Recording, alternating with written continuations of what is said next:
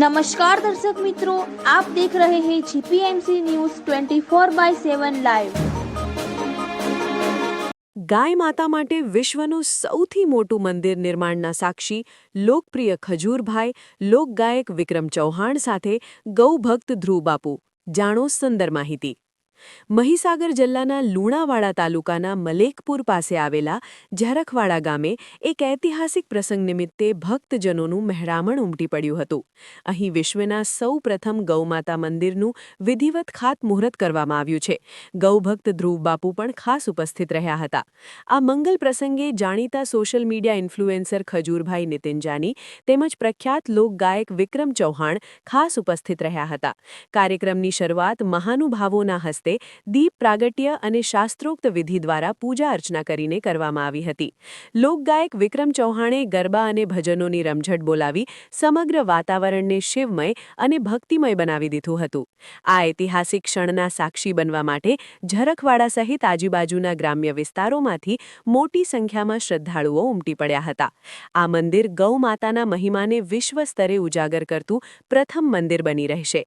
સમગ્ર ઝરખવાડા ગામમાં આ પ્રસંગે ઉત્સવ જેવો માહોલ જોવા મળ્યો હતો અને લોકોમાં ભારે ઉત્સાહ પ્રવર્તી રહ્યો હતો। ખજૂરભાઈએ જણાવ્યું હતું, ગાય માતા માટે જે મંદિર બનાવી રહ્યા છે તે સારું કામ કરી રહ્યા છે અને અલખની ધજા લઈને નીકળ્યા છે અને મારી મહીસાગર જિલ્લાના લોકોને વિનંતી છે કે તેમને સપોર્ટ આપીએ। ધ્રુવ બાપુએ જણાવ્યું હતું કે હિન્દુઓની એકતા થાય તે જરૂરી છે। આજે ખજૂરભાઈ આવ્યા છે, તેમના આશીર્વાદ મળ્યા છે। આજે ઝરખવાડામાં ગૌ માતાનું મંદિર બની રહ્યું છે તે આનંદની વાત છે। બ્યુરો રિપોર્ટ, મહીસાગર જિલ્લા જીપીએમસી ન્યૂઝ 24/7 લાઈવ। નમસ્કાર, જય શ્રી કૃષ્ણ। હું છું તમારો પ્રિય ખજૂર। મહીસાગર જિલ્લાનું ઝરખવાડા ગામ છે જ્યાં ધ્રુવ બાપુ સરસ, આમ તો તમે વૃદ્ધાશ્રમની સેવા કરો, તમે બાળકોની સેવા કરો, પણ જ્યારે ગાયની સેવા કોઈ વ્યક્તિ કરતો એટલે મારો પહેલા નંબર પર, મતલબ મારી પહેલી પ્રાયોરિટી અને મારો પહેલો પ્રિય વ્યક્તિ બની જાય છે। કારણ કે જે ગાયનું ન હોય ને એ કોઈનું ન હોય।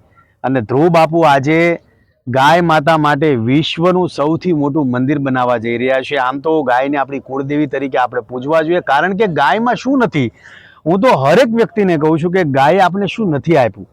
અત્યારના જમાનામાં જે રાસાયણિક યુગ છે, તમે જો ખેતરોમાં એટલી કેમિકલ, એટલી બધી દવાઓ છટાઈ છે, જેના લીધે અત્યારે ગુજરાત નહીં ભારતભરમાં કેન્સરના રોગો એટલા બધા થયા છે।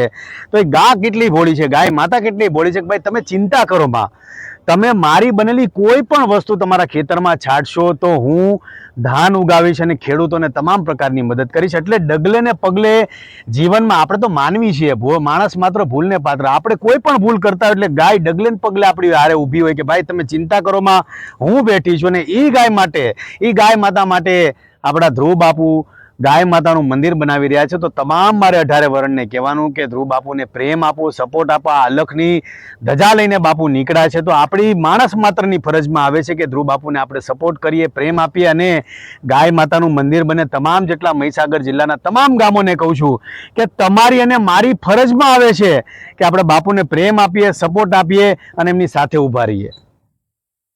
ગૌમાતા સિયારામ, આજે આપણે મહીસાગર જિલ્લાની પાવન ભૂમિમાં જે મારું લક્ષ્ય હતું આપણે કે 108 નામાવલીથી ગૌમાતાનું અભિષેક ગૌ મંદિર અને મારા સર્વ હિન્દુની એકતા થાય। જેમ કે આપણો હિન્દુ બટાઈ ગયો છે અને કટાઈ ગયો છે કે કોઈ બ્રાહ્મણ, કોઈ વૈષ્ણવ, કોઈ શુદ્ર, કોઈ રાજપૂત, અને એ બધું આપણે કુળદેવી દેવતા ગૌમાતાની અંદર નિવાસ છે। જેમ કે તમારી કુળની દેવી આજે કપાઈ રહી હોય, ગૌમાતા જે કપાઈ રહી હોય, તો આપણું કુળ કપાઈ રહ્યું છે, તો તે ઉદ્દેશ્યથી લઈને આપણે સૌ હિન્દુની એકતા થાય અને આપણે સૌ હિન્દુ એક સાથે એક થાળીમાં ખાઈ શકીએ અને આપણે સૌ હિન્દુ ગૌમાતાને પૂજી શકીએ, આપણી કુળની દેવી માની શકીએ। એ મારું લક્ષ્ય। અને ગૌ બચાવો વિશ્વ બચાવો અને ગૌ બચાવો સમગ્ર ભારત બચાવો, એવું મારું એક લક્ષ્યનું જે સપનું આજે ગૌમાતાના મંદિરનું ખાતમુહૂર્તમાં આજે અમારા ગુજરાતના ફેમસ એક્ટર અને ફિલ્મ સ્ટાર ખજૂરભાઈ નીતિનભાઈ જાની આપણી ભૂમિમાં પધારીને ખૂબ એમના આશીષ વચન આપ્યા અને ખુદ એવો ભૂદેવ છે તો ભૂદેવના આશીર્વાદ મળી ગયા છે અને ભૂદેવના હસ્તું એમના હાથે આગળ ટીકા મારીને આજે ગૌમાતાના મંદિરનું ખાતમુહૂર્ત આપણે કરીશું મહીસાગર ધામના ઝરખવાડા ગામમાં। અને ગૌમાતાનું વિશ્વ પ્રથમ અભિષેક મંદિર બને, આ મહીસાગર ધામનું એક નાનું એવું ગામડું એક વિશ્વ લેવલની અંદર મહીસાગરનું ધામ બને,